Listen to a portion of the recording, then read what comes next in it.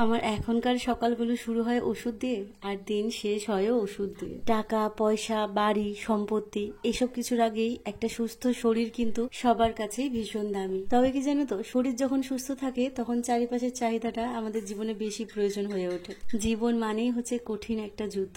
একটা সময় লড়াই করে এসেছি একটা ভালো মানুষের সাথে সুখে সংসার করব বলে, আর এখন দেখো গুছিয়ে সংসার করবই বা কেমন করে। নিজের শরীরের অসুস্থতার সাথেই লড়াই করে চলেছি সারাটা দিন। একটা হাসি খুশি জীবনের পেছনে কত অসুস্থতাই না লুকিয়ে থাকে। সবাই বলো অনেক ভাগ্য করে এই মানুষটাকে আমি জীবনে পেয়েছি, আমার ভাগ্য নাকি খুব ভালো। আসলে আমার ভাগ্য এত ভালো ছিল না গো, নিজের হাতেই নিজের ভাগ্য বদলেছি। অনেকগুলো খারাপ দিনের সাথে লড়াই করেছি যেগুলো তোমরা ভাবতেও পারবে না, তবে অবশেষে আমিই জয়ী হয়েছি। আমি জানি এবারের লড়াইতেও আমিই জয়ী হব। কেমন আছো সবাই? আশা করছি সবাই ভালো আছো, সুস্থ আছো। আমরাও ভালো আছি। আমাদের নতুন একটি ব্লগে তোমাদের সকলকে জানাই অনেক অনেক স্বাগত আর অনেক অনেক ভালোবাসা। যে যেখানে আছো সবাই ভালো থেকো আর সুস্থ থেকো, এটাই কামনা করি। তোমাদেরকে সঙ্গে নিয়ে নতুন একটা দিন শুরু করলাম। আজকে অনেকগুলো কথা তোমাদের সাথে শেয়ার করব। ব্লগটা শুরু করার আগেই তোমাদের কাছে আমার ছোট্ট একটা অনুরোধ রইল, তোমরা যারা যারা আমার ব্লগটা দেখছো, আমার ব্লগ যদি তোমাদের একটুকুও ভালো লেগে থাকে তাহলে অবশ্যই করে একটা লাইক করে দিও। আর যদি খুব ভালো লেগে থাকে তাহলে নিজেদের পরিবারের সাথে আমার ব্লগটা শেয়ার করে আর আমার চ্যানেলটা সাবস্ক্রাইব করে আমার পাশে থেকো। আর পাশে থাকা বেল আইকনটা কিন্তু অবশ্যই করে অল করে দিও। তোমাদের সাপোর্ট আর ভালোবাসা ছাড়া কিন্তু আমি এগিয়ে যেতে পারবো না। আমার এগিয়ে যাওয়ার জন্য কিন্তু তোমাদের সাপোর্ট আর ভালোবাসা ভীষণভাবে প্রয়োজন। আচ্ছা, সকালবেলা ঘুম থেকে উঠে খালি পেটে দুটো ওষুধ রয়েছে। একটা হচ্ছে হোমিওপ্যাথি, যেটা জয় যখন কাজে বেরোয় সেই সময়তে আমি খেয়ে নিই, আর একটাই কিছুক্ষণ আগেই খেলাম। আর আজকে সকালবেলা খেয়েছি গন্ধরাজ লেবু দিয়ে ছাতুর শরবত, যেটা কিনা এই গরমে ভীষণ উপকারী আর আমার খেতেও খুব ভালো লাগে, পেটটাও অনেকক্ষণ ভরা থাকে। আর দেখো না, আমি যেটাই খাবো বানু সেটাই খাওয়ার জন্য বায়না করে, আর ওকে না দিয়ে খেতে আমারও কিরকম খারাপ লাগে। তবে সবকিছু তো ওকে দিতে পারি না, ওর শরীরের জন্য ক্ষতিকর সেটা। তো একটুখানি ছাতু দিলাম, একদম চেটে পুটে আনন্দ করে খেলো। আর ছাতু খাওয়ার কিছুক্ষণ পরেই খেয়েছি একটা কলা। ডাক্তার আমাকে প্রত্যেক দিন একটা করে ফল খেতে বলেছে, তবে প্রত্যেক দিন তো আর সম্ভব হয়ে ওঠে না, যখন যেটা থাকে তখন সেটা খাই। তারপর গতকালকে কিছু জামা কাপড় কেচেছিলাম, সেইগুলো সব গুছিয়ে গাছিয়ে ঘর দোর ঝাড়, সেই বড় একটা গামলি রয়েছে না আমাদের, যেটার মধ্যে হচ্ছে বাসন গুছিয়ে রাখি। তো সেই গামলিটা এই কিছুদিন আগে যে ঝড় বৃষ্টি হলো সেই সময় ধুলো পড়েছিল, তো সেই থেকে আর পরিষ্কার করা হয়নি। এই তো অসুস্থ হয়ে পড়ে গেলাম, তো সেই কারণে আর কি পরিষ্কার করা হয়নি। তো আজকে ভাবলাম শরীরটা একটুখানি ঠিক আছে, এটাই হচ্ছে সুযোগ, এই সময় ঘরের কিছু জিনিসপত্র পরিষ্কার করে ফেলি। তো ওই গামলিটা বের করে নিয়েছি। আর আমার যে মশলার কৌটোটা ছিল সেটা বেশ কিছুদিন হলো পরিষ্কার করা হয় না, গুঁড়ো মশলা এদিক ওদিক করে ছড়িয়ে পড়েছিল, আর কৌটোর ঢাকনাটাতেও তেল মশলা পড়েছিল। তো অনেক দিন ধরেই ভাবছিলাম পরিষ্কার করব, শরীর সাথ দেয় না, তো সেই কারণে আর কাজ বাজ সেরকম করতেও পারি না গুছিয়ে। তো ভাবলাম যে আজকে এইগুলোকেও পরিষ্কার করে নিই। আর ওই মশলার কৌটোর মধ্যে না কিছু কিছু মশলা থেকে যায় জানো তো, মশলার কৌটো তো আমার আলাদা কিছু নেই, আর ওই ছোট ছোট প্যাকেটগুলো নিয়ে আসি, একদমই ছোট 5 টাকা করে যে মশলার প্যাকেটগুলো, জিরের গুঁড়ো, হলুদ গুঁড়ো, লঙ্কার গুঁড়ো, তো সেইগুলো ওই কৌটোটার মধ্যে ধরে যায়। আর বাদ বাকি যেগুলো আনি, ধরো সর্ষের প্যাকেট বা এই আদা রসুনের মাঝে মাঝে পেস্ট নিয়ে আসা হয়, তো সেইগুলো না ওরকম কৌটোর মধ্যেই রেখে দিতাম, মানে মশলার কৌটোর মধ্যেই ছোট ছোট করে রেখে দিতাম। এতে করে কি হয়, মশলার কৌটোর ঢাকনাটা ঠিকভাবে আটকানো যায় না। তো সেই জন্যই ভাবলাম যে যেই মশলাটুকু অর্ধেক করে থেকে যাবে, যেমন ধরো গরম মশলা, এগুলো তো আর ঢালা যায় না, চিকেন মশলা, ম্যাগি মশলা, এই ধরনের যে মশলাগুলো থাকে বা গোটা গরম মশলা, এইগুলো গার্ডার দিয়ে আটকে রাখতাম।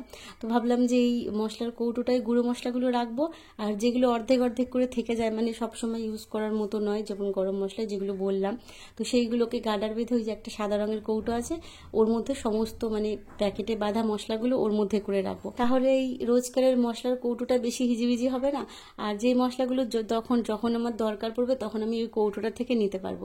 তো সেই কারণে একটু গুছিয়ে গাছিয়ে রাখলাম।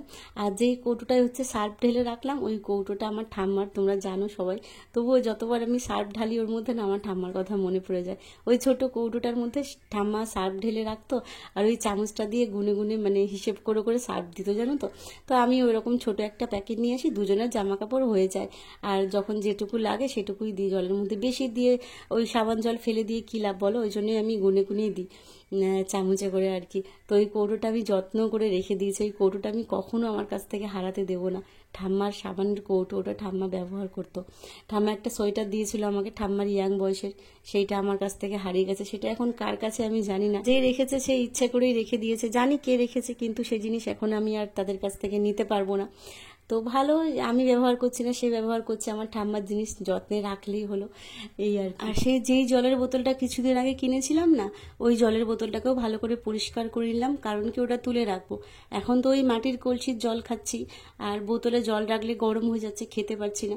তো সেই জন্যই সমস্ত কিছু ধুয়ে পরিষ্কার করে নিলাম, আর বোতলটা প্যাকেটে ভরে তুলে রাখবো, ওটা কিছুদিন পরে আবার জল খাওয়া শুরু করবো। আচ্ছা, বেশ কিছুদিন ধরে এক দিদি ভাইয়ের কমেন্ট পাচ্ছি, আমার পুরনো ভিডিওগুলো সে দেখছে, সমস্ত ভিডিও খুঁটিনাটি সে দেখছে, সে আমার বিষয় জানতে চাইছে। যারা অনেক দিন ধরে আমার পরিবারের সদস্য হয়ে রয়েছে, আমাকে এগিয়ে যেতে সাহায্য করো, আমাকে ভালোবাসো, সাপোর্ট করো, তারা তো আমার বিষয়ে অনেক কিছুই জানো, আবার অনেক কিছুই রয়েছে অজানা। তোমরা সবাই আমার কাছে অনেক মূল্যবান। আমি যেটুকুই আসতে পেরেছি, যতটুকু করতে পেরেছি, সবটুকুই তোমাদের জন্য। আজকে যে রোজগার করছি আমি, সেটাও তোমাদের জন্য। তোমরা যদি আমাকে ভালোবেসে সাপোর্ট না করতে, আমি কিন্তু এই জায়গাতে আজকে পৌঁছাতে পারতাম না। তো যেই দিদিভাই আমার পরিবারের নতুন সদস্য হয়েছে আর কি, তো সেই দিদিভাইও ভীষণ সুন্দর সুন্দর কমেন্ট করে, এমন করেই কথাগুলো লেখে, মনে হয় যেন আমার সাথে অনেক দিনের তার পরিচয়। ভীষণ ভালো লাগে তার কথাগুলো আমার। তো সেই দিদিভাইয়ের নামটা হচ্ছে ডেলি ভ্লগ উইথ সুপর্ণা। দিদিভাই, তোমাকে অনেক ভালোবাসা, তুমি ভালো থেকো, আর এভাবেই আমার পাশে থেকো। তো এই দিদিভাই জানতে চেয়েছিল যে আগে আমরা যেখানে ভাড়া থাকতাম, বড় একটা বাড়িতে, তো সেখান থেকে আমরা এইখানে কেন চলে আসলাম। আসলে কি হয় বলো তো, আমরা যাদেরকে ভালোবাসি, যাদেরকে পছন্দ করি, তাদের ব্যাপারে জানতে আমাদের ইচ্ছে করে। তো সেই আর কি, দিদিভাই আমাকে জিজ্ঞাসা করেছিল, তো কমেন্টে তো আর এত কিছু বলা যায় না, তবে আমি দিদিভাইকে রিপ্লাই দিয়েছিলাম যে একদিন বলবো। তো ভাবলাম যে আজকেই বলে ফেলি। আমাদের ভালোবাসার গল্পটা একটু অন্যরকম, জানো তো, দুজন দুজনকে না দেখেই ভালোবেসেছি, বিয়ের দিন আমাদের দেখা, সেসব বলবো অন্য একদিন। টারজানকে দেখো, তোমরা টারজানকে দেখো, তোর মা দেখবে ভিডিওটা। দেখ, তোর ছেলে দেখ গাছে উঠে গেছে, দেখ, বলছে গাছে কি আরাম। মাকে কিছু বলতে চাস? বলে দে, বল, বলবি তো? তোর মা দেখবে ব্লগটা, দেখ তুলিকা, দেখ তোর ছেলে গাছে উঠে গেছে, বলছে গাছে কি আরাম। দেখ কি করছিস গাছে উঠে? গরমে আরাম লাগছে গাছে? হ্যাঁ,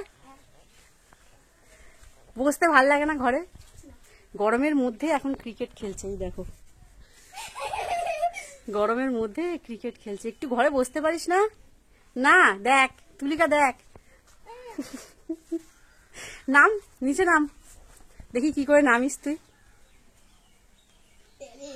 ট্যালেন্ট দেখাতে হবে না, সাবধানে নাম, আস্তে। ইস, দেখো দেখো দেখো, এই বেয়ে বেয়ে নাম, অনেক ঝুলিস না। বাবা, দেখ দেখ তোর ছেলের কাণ্ড দেখ, সব ক্রিকেট খেলছে রোদের মধ্যে।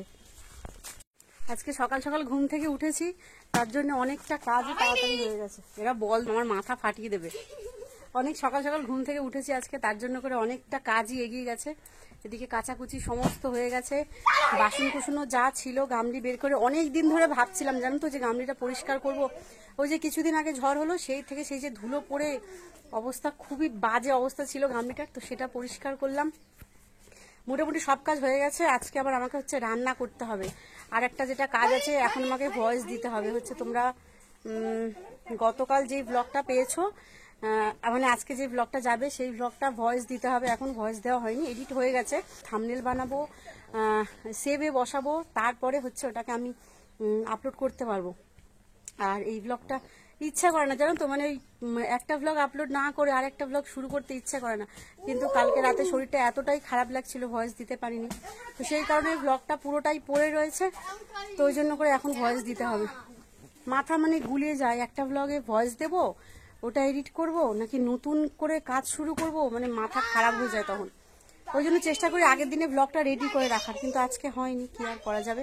এখন সেটা করব, তারপর রান্না করতে হবে। কি রান্না করব সেটা তোমাদেরকে একটু পরেই দেখাচ্ছি।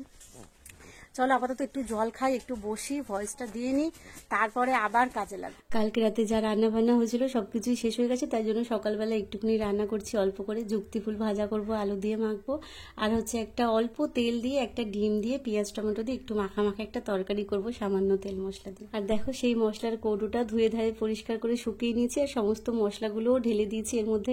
একদম নতুনের মতো দেখতে লাগছে, তাই না? আচ্ছা, যেটা বলছিলাম বাড়ির কথাটা তোমাদেরকে বলি।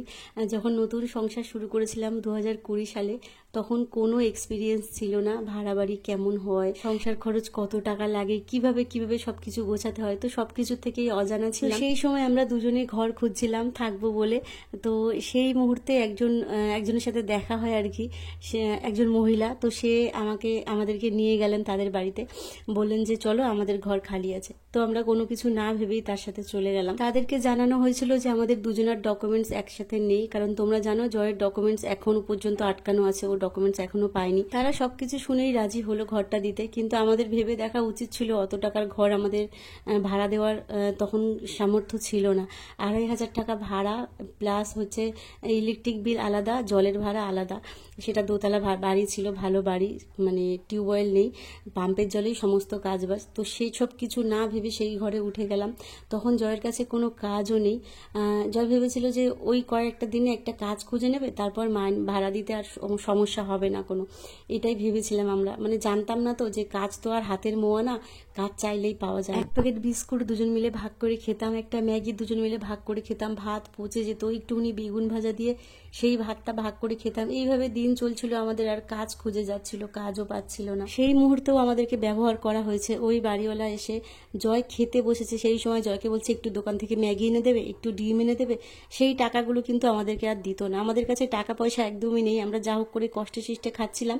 তো সেই টাকা থেকেও জিনিসপত্র, ওদের ঘরের জিনিসপত্র আনাতো জয়কে দিয়ে, সেই টাকাগুলো আর আমাদেরকে ফেরত দিত না। সেই সময়ের পরিস্থিতিটা ভাবো একবার, যে কিভাবে আমাদের দুজনের দিন কাটতো।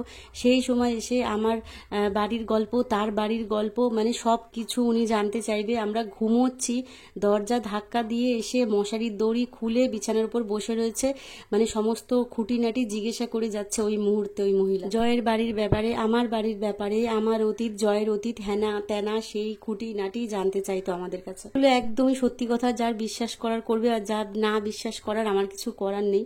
বিশ্বাস না করলে আমাদের গল্পটা তো আর মিথ্যে হয়ে যাবে না, এগুলোই ঘটেছে আমাদের সাথে।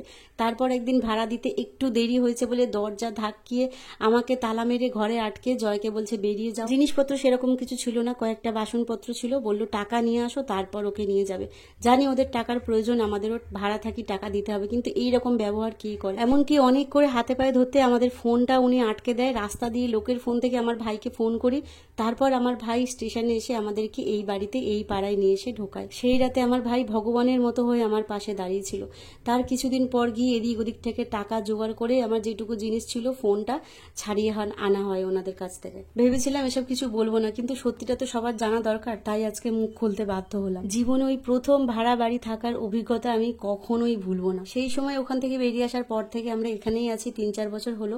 অনেক কমের মধ্যে ভাড়া, 1000 টাকা ভাড়া নেয়, তো দিতেও আমাদের সেরকম সমস্যা হয় না। আর সব থেকে বড় কথা হচ্ছে এটা হচ্ছে আমার পাড়া, একটা শান্তির জায়গা, তো সেই কারণে এখানে আর সেরকম কোনো সমস্যা হয় না। তো এই হলো আমার দোতলা বাড়ি থেকে কুড়ে ঘরে আসার গল্প। আজকের জন্য এইটুকুই। সবাই ভালো থেকো, সুস্থ থেকো, দেখা হচ্ছে অন্য একটা ব্লগে। টাটা।